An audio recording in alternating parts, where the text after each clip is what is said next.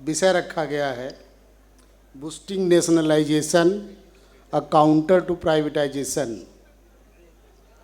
ये विषय बामसेप की केंद्रीय कार्यकारिणी ने जो तय किया है, यह अपने आप में, जैसा कि प्रोफेसर यादव ने कहा है, कि जब पूरे देश में निजीकरण जोरों पे चल रहा है, उस समय धारा जो नदी की जो धारा है वो निजीकरण की तरफ बह रही है। उस धारा के विपरीत एक नया जो वैचारिकी, एक नया जो डायलॉग, एक नया डिस्कशन देश में बामसेप खड़ा करना चाहता है, जो निजीकरण के विरुद्ध में, और वो नेशनलाइजेशन का एक बात शुरू की है। क्योंकि आप जानते हैं कि धारा के दिशा में सभी लोग बह जाते हैं, लेकिन धारा के विपरीत जो चलता है उसी को वास्तव में परिवर्तन का प्रतीक जो है मानते हैं। तो साथियों, जो आज का विषय है boosting nationalisation a counter to privatisation, तो काफ़ी बातें हमारे साथी मूल निवासी कर्मचारी कल्याण महासंघ के इंजीनियर तिलक कुमार जी ने आपको बताई है, मैडम त्रिपुरे ने भी बताई है, और लक्ष्मण यादव जी ने भी बताई है। तो मुझे थोड़ा अपनी भी बात मैं जो है इस मुद्दे पर रखना चाहूँगा। जैसा कि उन्होंने कहा है कि अगर हम बाबा साहब डॉक्टर अंबेडकर के उस कोटेशन से इस बात की शुरुआत करें कि history of India is nothing but a mortal conflict between Brahminism and Buddhism, कि भारत का इतिहास और कुछ नहीं है बल्कि ब्राह्मणवाद और बुद्धवाद के बीच में एक संघर्ष का इतिहास है। जहाँ ब्राह्मणवाद जो है गैर बराबरी की भावना है, वहीं बुद्धवाद जो है एक बराबरी की भावना है।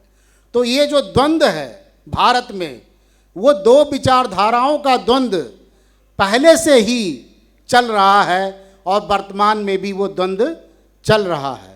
अगर इसको लीगल सेंस में देखा जाए तो भारत में दो कानूनी विचारधाराओं की लड़ाई है।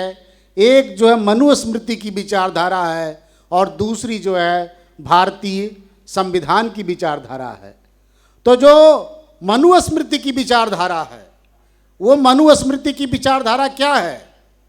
मनुस्मृति की विचारधारा है कि ब्राह्मणों को उनकी योग्यता से ज़्यादा सम्मान और उनकी संख्या से ज़्यादा स्थान ये उनको देती है।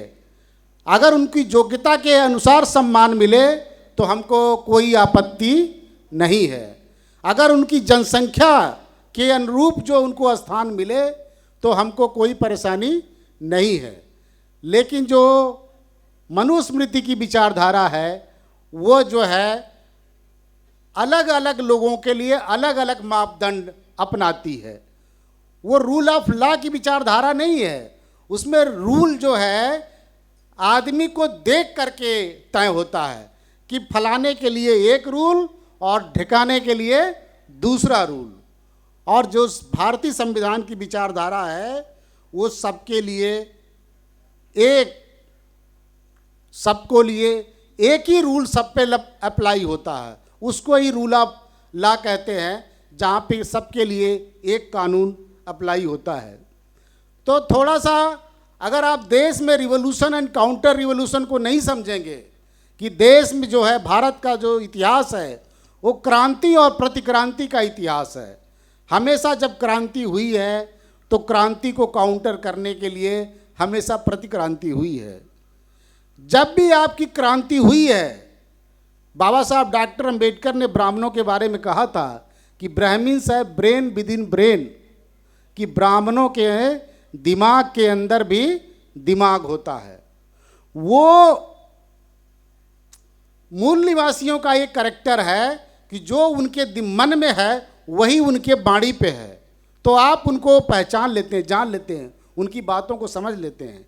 लेकिन ब्राह्मण के अंदर ये नहीं है।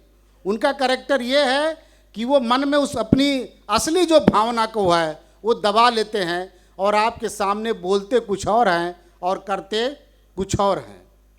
तो ये इस परिस्थिति को ध्यान में रखते हुए आपको समझना पड़ेगा। तो इस सब्जेक्ट को समझने के लिए थोड़ा सा पीछे हम लोग जाएंगे जो है, और जाएंगे मंडल के दौर में, जब हम लोग मैं उस समय इंजीनियरिंग का छात्र था, बात 91 की थी। तब बामसेफ संगठन नया नया उभार पे था और उस समय नारा लिखा लगता था कि वोट से लेंगे सीएम पीएम और मंडल से लेंगे एसपी डीएम। वोट से लेंगे सीएम पीएम और मंडल से लेंगे एसपी डीएम। मंडल कमीशन लागू करो वरना कुर्सी खाली करो। तो मैं जबकि इंजीनियरिंग का छात्र था और मैं नहीं जानता था कि ये मंडल क्या है। उस समय हिंदी में जो है कमिश्नरी को मंडल बोलते हैं, तो मैं सोचता था कोई मंडल वाली कोई चीज़ है जो कमिश्नरी पे कुछ बनेगा जो है। लेकिन धीरे धीरे उस समय मंडल की लड़ाई हुई। हम लोगों के इंजीनियरिंग के ठीक समय में मंडल लागू हुआ, बहुत ही बवाल हुआ। पूरा जो है इंजीनियरिंग कॉलेज बहुत दिन तक बंद रहा।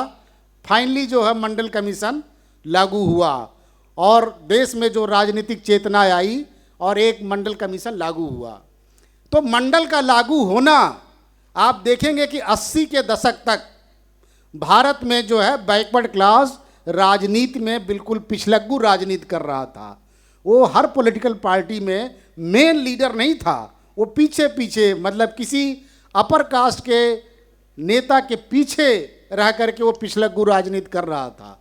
लेकिन मंडल कमीशन के बाद जो है बैकवर्ड क्लास ने अपनी राजनीतिक हैसियत को पहचाना और वो जो है एक उभार आया और 90 से 2010 के दशक में बैकवर्ड क्लास का राजनीति चेतना जो है उभर के आई जो है।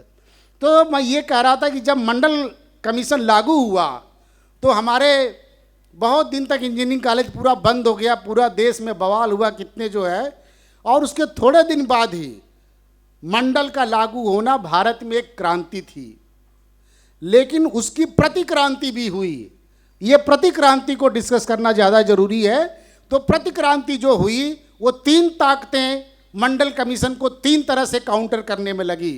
सबसे पहले जो है कांग्रेस पार्टी की सरकार आई, नरसिम्हा राव और मनमोहन सिंह की जोड़ी सरकार में आए और इन्होंने मंडल को काउंटर करने के लिए एलपीजी, लिबरलाइजेशन, प्राइवेटाइजेशन और ग्लोबलाइजेशन की नीति को आगे बढ़ाया जो है कांग्रेस पार्टी ने जो है। मंडल जैसे ही लागू हुआ, मंडल के लागू होते ही जिस दिन मंडल की घोषणा हुई अगस्त में, सितंबर में जो है कमंडल की रथ यात्रा भारतीय जनता पार्टी की तरफ से लाल कृष्ण आडवाणी ने सोमनाथ से ये यात्रा निकालने की घोषणा की कि जो वो बैकवर्ड क्लास है उसको अधिकार देने से पहले ये कहो कि तुम्हारे अधिकार से पहले जो हिंदू धर्म है तुम्हारा वो ज़्यादा खतरे में है, तो तुम अभी अपने अधिकार की बात मत करो और हिंदुत्व को बचाने का आंदोलन पहले चलाओ। और आप जानते हैं कि जो कमंडल की यात्रा निकाली गई, जो वर्तमान हमारे माननीय प्रधानमंत्री महोदय हैं वो उसके सारथी थे। उस कमंडल की यात्रा जो निकाली गई थी उसके सारथी यही थे जो है।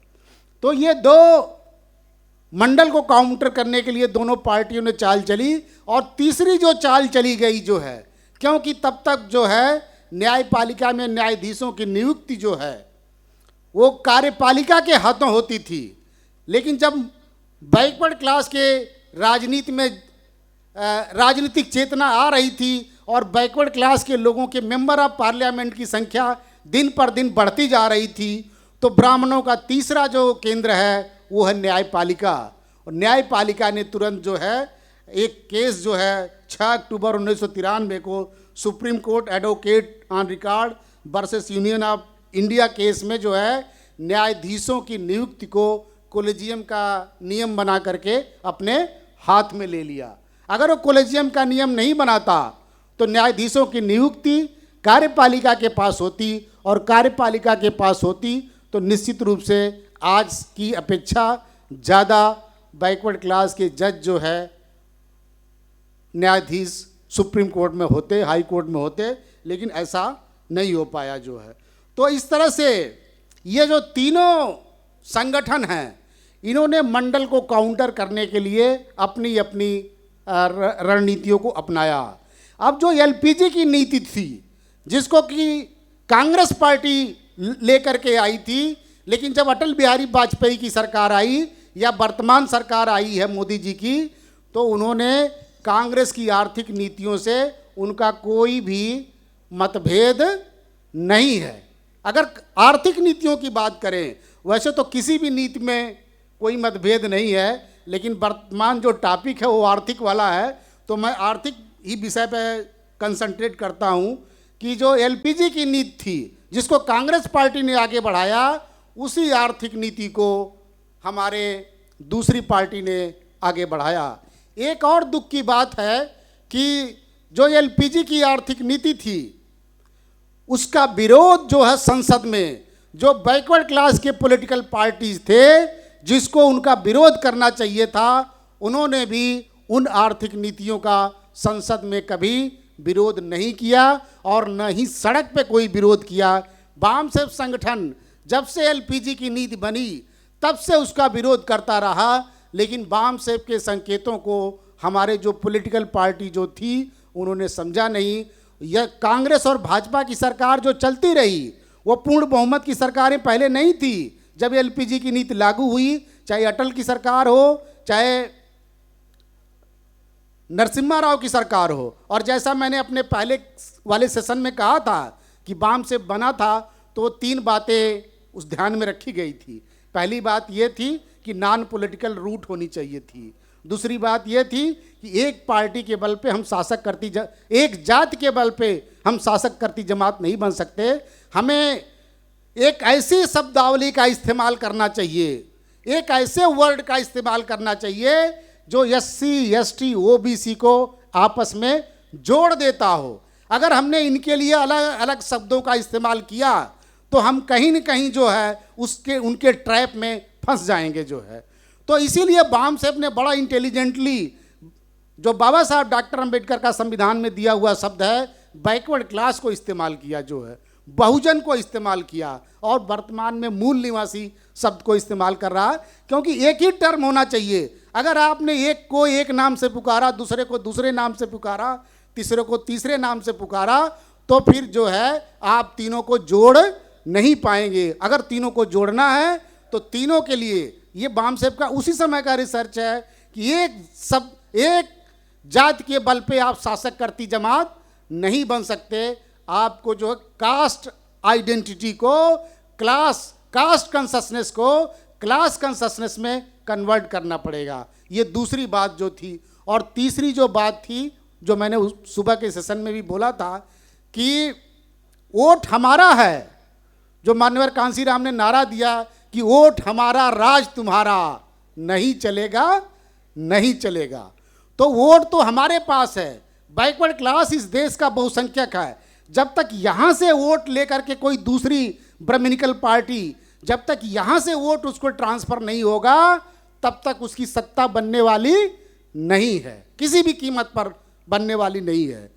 तो हमारे जो बैकवर्ड क्लास के लोग थे, उनका वोट लेकर के, उनका सपोर्ट लेकर के ये एलपीजी की नीति लागू की गई, और इसके कारण जो देश में क्या क्या नुकसान हुआ, वो जो 2 सबसे बड़े नुकसान हुए कि अभी अभी जो हमारे कई वक्ताओं ने उसका जिक्र किया है कि जो वर्ल्ड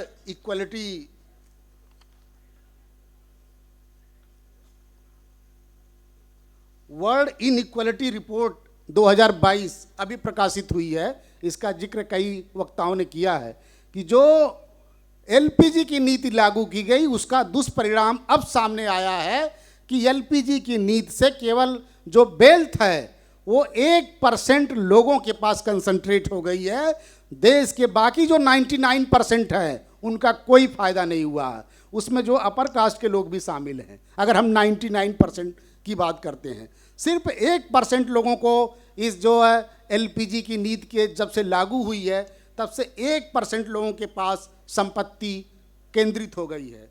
जो विश्व असमानता रिपोर्ट है, उसने जो भारत के बारे में अभी रिपोर्ट आई है 2021 में, उसने कहा है कि भारत विश्व के उन देशों में शामिल हो गया है जिसमें सर्वाधिक आर्थिक गैर बराबरी है, सबसे ज़्यादा गैर बराबरी है। अर्थात भारत में एक ऐसा डिफरेंस तैयार होता जा रहा है जो कि गरीब लोग बिल्कुल गरीब हो गए हैं और जो अमीर लोग हैं बिल्कुल एफ्लुएंट क्लास के हो गए हैं। अगर उस रिपोर्ट को मैं पढ़ूं तो उस रिपोर्ट के अनुसार 1% आबादी के पास कुल राष्ट्रीय आय का 22% है, 1% आबादी के पास नेशनल इनकम का 22% है, 10% आबादी के पास नेशनल इनकम का 57% है, और नीचे से बॉटम से जो 50% लोग हैं उनके पास कुल नेशनल इनकम का मात्र 13% है। अगर इसको वेल्थ के टर्म में देखा जाए, वेल्थ इनइक्वालिटी के टर्म में देखा जाए, तो बॉटम से जो 50% लोग हैं, नीचे के जो 50% लोग हैं उनके पास वेल्थ मात्र 6% है, और 10% जो लोग हैं उनके पास वेल्थ जो है 65% है, और टॉप जो 1% हैं उनके पास वेल्थ जो है 33% है। तो ये जो इसके पहले पिछले साल जो ऑक्सफैम रिपोर्ट 2020 आई थी, और उस रिपोर्ट ने बताया था कि जो 10% इंडियन पॉपुलेशन है, 10% Indian population hold 77% of the total national wealth, कि 10% जो इंडियन पॉपुलेशन है उनके पास 77% है, और 73% जो वेल्थ जनरेट हुई थी 2017 में, उसका जो फ़ायदा जो है 1% लोगों के पास हुआ था जो है। तो ये जो एलपीजी की नीति लागू हुई है, उसने क्या किया है कि भारत में जो गैर बराबरी है उसको बहुत ज़्यादा बढ़ा दिया है। और दूसरा जो नुकसान हुआ है वो है भारत में बेरोजगारी बहुत ज़्यादा बढ़ गई है जो है। ये जो निजीकरण की नीति लागू हुई है उससे क्या हुआ है कि भारत में बेरोजगारी बहुत ज़्यादा बढ़ गई है, क्योंकि कोई भी निजी सेक्टर की कंपनी है तो उसका उद्देश्य जो है रोजगार देना कभी भी नहीं होता है जो है। उसका उद्देश्य केवल है ज़्यादा से ज़्यादा प्रॉफिट कमाना, और इसके लिए ज़रूरी है कि वो बहुत कम से कम एम्प्लॉइज़ को अपने पास रख करके काम कराएगी और ज़्यादा मैकेनिकल टेक्नोलॉजी को इस्तेमाल करेगी। अभी और बेरोज़गारी बढ़ने वाली है, क्योंकि एक और नई टेक्नोलॉजी, चूँकि मैं इंजीनियरिंग के फील्ड में हूँ तो मुझे वो जो जानकारी है कि जैसे कंप्यूटर आया था तो उसने बेरोज़गारी बढ़ाई थी, अभी एक आर्टिफिशियल इंटेलिजेंस आने वाला है, आ रहा है, शुरू हो गया है। सबसे ज़्यादा काम जो है आर्टिफिशियल इंटेलिजेंस पे हो रहा है। आर्टिफिशियल इंटेलिजेंस उसको कहते हैं जहाँ मशीन जो मशीन से कम्युनिकेट करती है, मशीन जो मशीन से बात करती है। अभी आप क्या करते हैं, मशीन का इस्तेमाल करके आदमी मशीन से बात करता है, या मशीन से मशीन नहीं बात करती थी, लेकिन अभी जो आर्टिफिशियल इंटेलिजेंस आएगा उसमें मशीन मशीन से बात करेगी, और जब मशीन मशीन से बात करेगी तो उसमें ढेर सारे लोगों का रोजगार जाने की और भी संभावनाएं हैं। तो ये जो एलपीजी की नीति लागू हुई है, सरकार ने लागू किया है, उसके कारण जो भारत में गैर बराबरी बढ़ी है और बहुत ज़्यादा बेरोजगारी आई है। दो इसके भयंकर परिणाम हैं, और ये कोई मैं नहीं बोल रहा हूँ, बल्कि विश्व की जितनी भी रिपोर्ट आई हैं इस मुद्दे पर, उन रिपोर्ट के आधार पर आप इसको पढ़ सकते हैं, जान सकते हैं। अब ये जो नई आर्थिक नीति लागू हुई थी, क्या ये जो नई आर्थिक नीति थी वो क्या भारत के संविधान की आर्थिक नीतियों से सुसंगत थी? तो नहीं, ये आर्थिक नीतियाँ जो इन्होंने लागू की वो भारत के संविधान के अनुरूप बिल्कुल भी नहीं थी, क्योंकि भारत के संविधान का जो directive principle of state policy है, जो कि कोई भी सरकार आती है उसको वो directive principle of state policy के अनुसार अपनी नीतियां बनानी है, और उसमें आर्टिकल 38 और आर्टिकल 39 है। तो 38 क्या कहता है, the state shall in particular strive to minimise the inequality in income and endeavor to eliminate inequality in status, facility and opportunities, not only amongst individual but also amongst group of people, कि ऐसी आर्थिक नीतियां बनाई जाएंगी जो inequality को कम करें।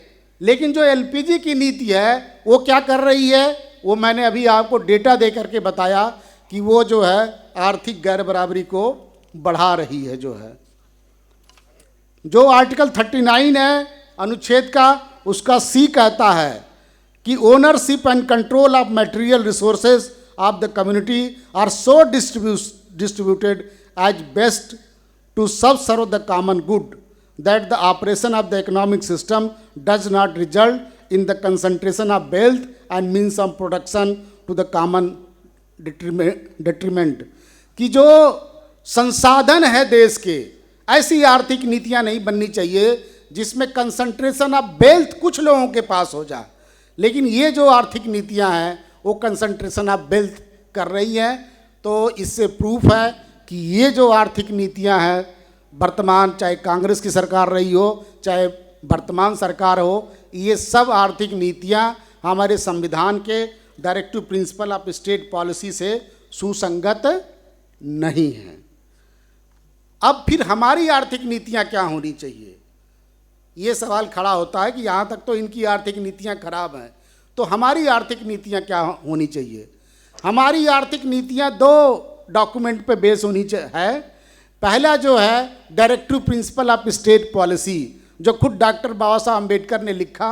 जैसा प्रोफेसर यादव कह रहे थे कि वर्तमान में जो समाजवाद शब्द है उसको लेकर के चर्चा है, क्योंकि जब संविधान बन रहा था उस समय ही संविधान के जब निर्माण हो रहा था उसी समय कुछ लोगों ने कहा कि समाजवाद शब्द जो है भारत के संविधान की प्रस्तावना में शामिल होना चाहिए। तो उसका जवाब डॉक्टर अम्बेडकर ने दिया कि ऑलरेडी जो समाजवादी मॉडल है वो संविधान का एक पार्ट है।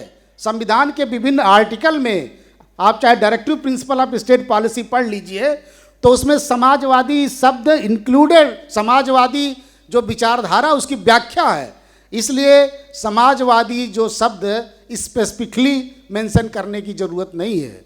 इंदिरा गांधी जब प्राइम मिनिस्टर थी तो जो 42वां संविधान संशोधन हुआ, 42वें संविधान संशोधन से समाजवादी और सेकुलर दो शब्दों को वहाँ पे इंसर्ट किया गया। और उसके बाद जब इंदिरा गांधी की सरकार गई और जनता पार्टी की सरकार आई तो उसने 42वें संविधान संशोधन को में जितने संशोधन हुए थे सबको हटा दिया और उसके लिए फिर एक संशोधन किया जिसको 44वां संविधान संशोधन कहते हैं। और 44वां संविधान संशोधन जब हुआ तो सारा जो चीज़ तो हटा ली गई, लेकिन सोशलिस्ट और सेकुलर शब्द जो इंसर्ट हो गया था। और जो एक और चीज़ थी, जो जजेज का अपॉइंटमेंट इंडियन जुडिशियल सर्विसेज के थ्रू करने का जो तय हो गया था, ये दो चीज़ों को नहीं हटाया गया। इसका मतलब है कि उस समय पक्ष और विपक्ष दोनों, जो समाजवादी शब्द है, जो सेकुलर शब्द है और जो इंडियन जुडिशरी सर्विसेज शब्द है, इन तीनों से पक्ष और विपक्ष दोनों सहमत हो गया। और ये तीनों जो चीज़ आज जो संविधान का हिस्सा है, लेकिन तीनों चीज़ को लेकर के जो वर्तमान जो ब्राह्मणिकल फोर्सेस हैं वो इनको तीनों इन शब्दों से सेकुलर, सोशलिस्ट और इंडियन जुडिशियल सर्विसेज तीनों से दिक्कत हो रही है। और जैसा कि इन्होंने बताया कि कोई भारतीय जनता पार्टी के मेंबर ऑफ पार्लियामेंट हैं, उन्होंने एक प्राइवेट बिल संविधान संशोधन का राज्यसभा में पेश किया और जिसमें उन्होंने जो है सेकुलर शब्द और ये सोशलिस्ट शब्द की बजाय एक नया शब्द जो इंट्रोड्यूस करने का वो बिल अचानक जो है बिना राष्ट्रपति के परमिशन के, क्योंकि जो प्रेम प्रस्तावना संविधान की वो बेसिक स्ट्रक्चर होता है और बेसिक स्ट्रक्चर को ऐसे अमेंड नहीं किया जा सकता, तो बिना राष्ट्रपति की परमिशन के ही उन्होंने बिल पेश कर दिया। तो अभी तो उस पर कुछ हुआ नहीं, बिल पास नहीं हुआ है, लेकिन उनकी मंशा जो है जग जाहिर हो गई है साथियों। तो हमारी जो आर्थिक नीतियां हैं जो वो क्या होनी चाहिए, क्योंकि देश में जो आर्थिक गैर बराबरी बढ़ रही है उस आर्थिक गैर बराबरी को के बारे में बोलते हुए ओबामा ने एक बात कहा था कि भारत में लाखों लोग बेघर हैं, लेकिन उद्योगपतियों के ठाठ राजाओं और मुगलों से भी आगे हैं। भारत के उद्योगपतियों के जो ठाट बाट हैं वो राजाओं और मुगलों से भी ज़्यादा आगे हैं जो है, और जबकि भारत में लाखों लोग बेघर हैं। तो ये भारत में जो गैर बराबरी बढ़ रही है, तो इस गैर बराबरी को कैसे दूर किया जा सकता है, इसके संबंध में ये विषय रखा गया है कि हमको फिर से नेशनलाइजेशन की तरफ लौटना होगा, और जो हमारी आर्थिक नीतियाँ होंगी वो जो directive principle of state policy है, जो बाबा साहब डॉक्टर अम्बेडकर का लिखा हुआ है, और जिसमें उस समय की दोनों पार्टियां सहमत थी और उन्होंने directive principle of state policy को अडॉप्ट किया हुआ है, तो हमारी आर्थिक नीतियां directive principle of state policy के इर्द गिर्द रहेंगी। जब संविधान बन रहा था उस समय डॉक्टर अम्बेडकर संविधान सभा के सदस्य नहीं थे, और तब कैसा संविधान होना चाहिए, एक उन्होंने एक मसौदा बना करके संविधान सभा को एज ए मेमोरेंडम उन्होंने पेश किया था, और वो जो मसौदा उन्होंने पेश किया था वो स्टेट एंड माइनॉरिटी पुस्तक के रूप में पब्लिश हुआ जो है। उसमें डॉक्टर अम्बेडकर ने लिखा कि कैसा संविधान होना चाहिए जो है, उसमें सामाजिक कैसा होना चाहिए, आर्थिक कैसा होना चाहिए, नागरिकता कैसी होनी चाहिए, सारे मुद्दों पे बात हुई है। उसमें आर्थिक नीतियों पे भी बात हुई है। तो अभी मैं ज़्यादा नहीं आर्थिक नीतियों पे कंसंट्रेट करूँगा कि क्या उन्होंने सुझाव दिया। तो उनका जो आर्थिक नीतियों पे सुझाव था वो मैं थोड़ा सा पढ़ के सुनाता हूँ। उनका पहला सुझाव था कि सभी उद्योगों को प्रमुख या गैर प्रमुख उद्योग घोषित किए जाने चाहिए जो है। प्रमुख उद्योगों का स्वामित्व और संचालन दोनों राज्य के पास होना चाहिए, राज्य मतलब स्टेट के पास होना चाहिए। गैर प्रमुख उद्योग और बुनियादी उद्योगों का स्वामित्व और संचालन राज्य और राज्यों के द्वारा स्थापित निगमों द्वारा होना चाहिए। बीमा क्षेत्र में राज्य का एकाधिकार होना चाहिए। कृषि राज्य उद्योग होना चाहिए। कृषि को राज्य उद्योग के रूप में घोषित किया जाना चाहिए और राज्यों को निजी व्यक्तियों द्वारा मालिक के रूप में या किराएदार के रूप में संचालित इस तरह के उद्योगों, बीमा और कृषि भूमि में मालिकाना अधिकार अधिग्रहण करना चाहिए और निजी मालिकों को उनके अधिकार के मूल्य के बराबर डिबेंचर के रूप में उन्हें मुआवजा देना चाहिए। कृषि उद्योगों को निम्नलिखित तरीकों से गठित किया जाना चाहिए। राज्य कृषि उद्योग को अधिग्रहित भूमि को मानक आकार के खेतों में विभाजन करना चाहिए और गांव के निवासियों को खेती के लिए यह भूमि किराएदार के रूप में निम्न शर्त पर देना चाहिए। इन पर सामूहिक खेत के रूप में खेती की जाएगी। खेत पर सरकार द्वारा जारी नियमों और निर्देशों के अनुसार खेती की जानी चाहिए। खेत के किराएदार को खेत की उपज पर निर्धारित शुल्क के भुगतान के बाद शेष उपज नियमानुसार आपस में साझा करना चाहिए। तो जो डॉक्टर अम्बेडकर ने स्टेट एंड माइनॉरिटी में जो बात लिखी, आप सब लोग चाहें तो आर्थिक नीतियां कैसी होनी चाहिए जाने के बाद एक बार स्टेट एंड माइनॉरिटी पुस्तक एक बार ज़रूर पढ़िए, जिससे कि आप सब लोगों के समझ में आ जाए कि बाबा साहब डॉक्टर अम्बेडकर कैसी आर्थिक नीति बनाना चाहते हैं। क्योंकि जो वर्तमान आर्थिक नीति अगर नहीं बदली जाएगी तो देश में जो है धीरे धीरे जो उद्योगपतियों की सरकार हो जाएगी, वही गवर्नमेंट चलाएंगे, वही गवर्नर होंगे, और फिर आपके वोट का, आपके फंडामेंटल राइट का, आपके मूल अधिकार का फिर धीरे धीरे कोई वैल्यू नहीं रहता जाएगा। क्योंकि फिर जैसा उद्योगपति चाहेंगे वैसे ही सरकार नीतियां बनाएगी। और जो श्रम कानून है, आप देख रहे हैं कि श्रम कानून बहुत जल्दी जो है श्रम कानूनों को जो है डाइल्यूट किया जा रहा है, और उसमें मजदूरों का जो अधिकार है, मजदूरों के जो मानवीय अधिकार हैं, उन मानवीय अधिकारों को ख़त्म किया जा रहा है। तो जैसा प्रोफेसर यादव जी ने कहा है लास्ट में, मैं यही मानता हूँ कि धीरे धीरे भारतीय जनता पार्टी की सरकार जो है मनुस्मृति को लागू कर रही है जो है, कह तो नहीं रही है, मतलब अगर ये बात खुल के कह दें कि हम मनुस्मृति लागू कर रहे हैं तो देश में बवाल छिड़ जाएगा, लेकिन हो वही रहा है। उनका सारा जो मनुस्मृति में बेसिकली क्या है, शिक्षा, संपत्ति और शस्त्र, ये जो है जो बैकवर्ड क्लास है, जिसको वो शूद्र और अति शूद्र के नाम से कह के बुलाते हैं, जिसको हम मूल निवासी कहते हैं, जिसको हम बहुजन कहते हैं, मनुस्मृति ने क्या किया था? इनके शिक्षा ग्रहण करने पे, इनके संपत्ति और इनके अस्त्र शस्त्र, ये 3 के धारण करने पे रोक लगाई थी। जो नई एजुकेशन पॉलिसी है, जैसा अभी आपने सुना, वो नई एजुकेशन पॉलिसी यही है कि धीरे धीरे जो है बैकवर्ड क्लास के लोगों को शिक्षा के अधिकार से वंचित किया जाए। और संपत्ति कैसे आपके पास जा रही थी कि जो आज़ादी के पहले की जो आर्थिक सर्वे है वो बता रहा है कि कंसंट्रेशन ऑफ वेल्थ जो है 1% लोगों के पास था और जो बाकी लोगों के पास वेल्थ नहीं थी। लेकिन जो बाद में संविधान जो लागू हुआ और संविधान लागू होने के बाद देश में जो पब्लिक सेक्टर बने और उन पब्लिक सेक्टर के कारण जो गैप है, अमीर और गरीब के बीच में गैप है, और जो ये संसाधनों का, वेल्थ का जो डिस्ट्रीब्यूशन है, वो गैप कम हुआ था। धीरे धीरे जो इनकम है वो गरीब लोगों के पास, बैकवर्ड लोगों के पास पहुंचने लगी थी। लेकिन अभी जो जब से ये एलपीजी की नीति लागू हुई है, तब से जो है गरीब लोगों के पास इनकम जाना बंद हो गया है। तो शिक्षा पे आपके अधिकार कटौती की जा रही है। बताया नहीं जा रहा कि मनुस्मृति लागू हो रही है, लेकिन लागू मनुस्मृति हो रही है।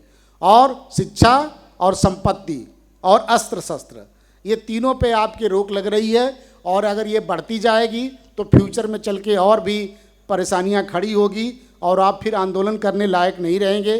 तो मुझे लगता है आप समझ गए होंगे। मैं ये तो सारी अब तक हमने जो बताया है वो सारा समस्या है। समस्या का समाधान भी थोड़ा 5 मिनट बताना चाहिए कि इन समस्याओं से हमारा समाधान, हम कैसे जो है बाहर निकलें, हमारे पास क्या रास्ता है, ये बता करके फिर मैं अपनी बात ख़त्म करूँगा। वो बताने से पहले मैं एक बात अभी बताऊँगा कि आप देखे होंगे कि अभी वसीम रिजवी जी जो है, जो इस्लाम धर्म के मानने वाले थे, वो इस्लाम छोड़ करके वापस आए हैं और उनको वापस ब्राह्मण में शामिल कर लिया गया है। कोई अभी आदिल शेख लखनऊ में वो आदित्य मिश्रा के रूप में कन्वर्ट हो गए हैं। अर्थात इससे एक बात स्पष्ट है कि इस देश में SC ST OBC ये ब्राह्मण नहीं बन सकते हैं, लेकिन जो दूसरे धर्मों के लोग हैं वो ब्राह्मण बन जा रहे हैं। ये कैसे हो रहा है? ये विशुद्ध रूप से नस्लवाद है। नस्लवाद कैसे है कि जो अपर कास्ट मुस्लिम हैं वो धर्म बदल रहे हैं, तो इधर अपर कास्ट ब्राह्मण बन जा रहे हैं। लेकिन SC ST OBC इधर रहे चाहे उधर जाए, वो अपर कास्ट में कन्वर्ट नहीं हो सकता। अर्थात आपकी धर्म बदल सकता है लेकिन आपकी जाति नहीं बदल सकती। तो इस देश के जो मूल निवासी हैं, ये सिर्फ नस्लवाद के कारण हो रहा है। उनको अपर कास्ट मुस्लिम को अपर कास्ट हिंदू बनाने में कोई दिक्कत नहीं है, उनको वो ब्राह्मण बनाने के लिए तैयार हैं। लेकिन एक SC ST OBC को वो जो है अपर कास्ट देने के लिए तैयार नहीं है। इससे ये बात जो है स्पष्ट होती है।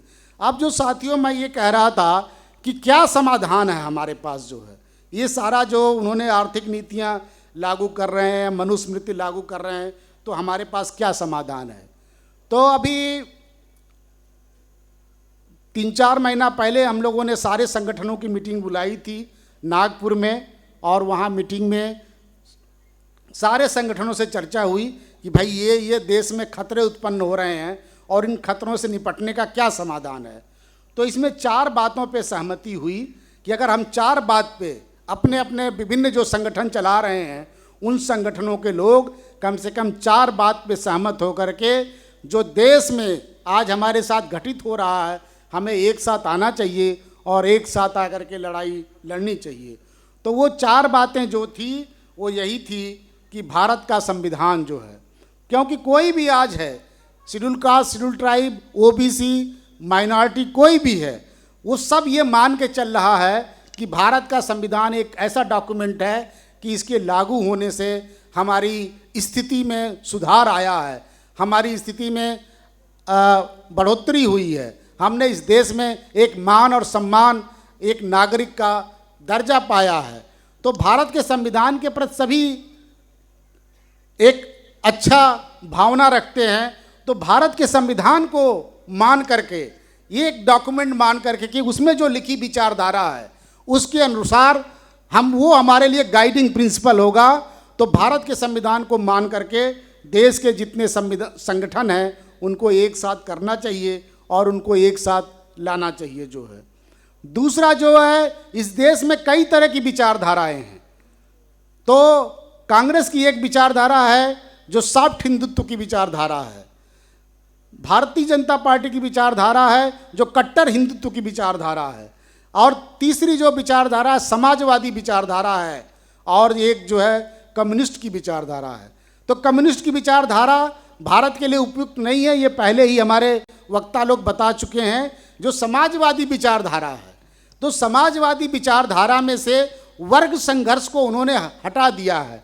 वर्ग संघर्ष जब उसमें से हटा देते हैं तो वो बधिया समाजवाद उसको कहते हैं, समाजवाद जिसमें से वर्ग संघर्ष गायब हो गया। तो हमारे SC ST OBC की समस्याएं हैं, इन समस्याओं का समाधान सिर्फ और सिर्फ फूले अम्बेडकरी विचारधारा के पास है।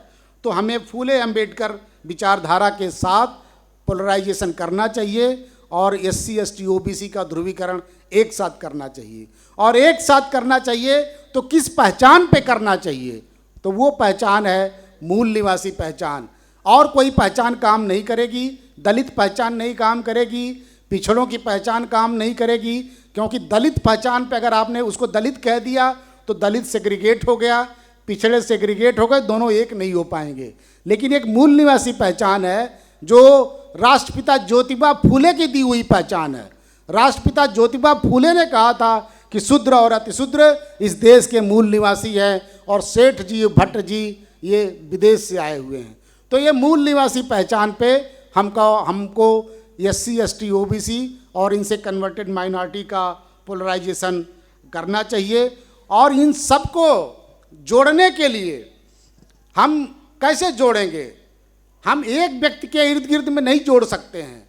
तो हमें जोड़ने के लिए व्यक्तिवाद को हटा करके जो डेमोक्रेटिक फंक्शनिंग है, लोकतांत्रिक जो प्रणाली है, उसके तहत काम करना चाहिए। और लोकतांत्रिक नेतृत्व, संस्थागत नेतृत्व के तहत जो है सभी लोगों को जोड़ना चाहिए, और इसमें मेजॉरिटी को जोड़ करके हमको शासन करती हुई जमात, इस देश की सत्ता अपने पास बहुत जल्दी लेना चाहिए।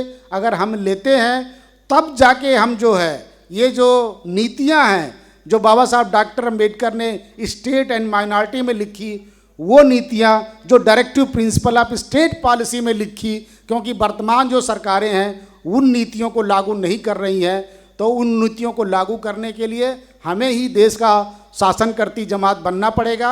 और शासन करती जमात बनने के लिए हम अगर इन 4 बातों को लेकर आगे बढ़ते हैं और अपने और साथी संगठनों से डायलॉग एंड डिस्कशन करते हैं, तो निश्चित रूप से हम आगे बढ़ेंगे। और आगे बढ़ करके जो देश की सत्ता अपने हाथ में ले करके हम इन नीतियों को लागू कर सकते हैं साथियों। तो मैंने आपका इतना समय लिया, आप लोगों ने मुझे धैर्य से सुना। इन्हीं शब्दों के साथ मैं आप सब लोगों को साधुवाद देते हुए अपनी बात समाप्त करता हूँ। जय भीम, जय मूल निवासी, जय भारत, जय संविधान।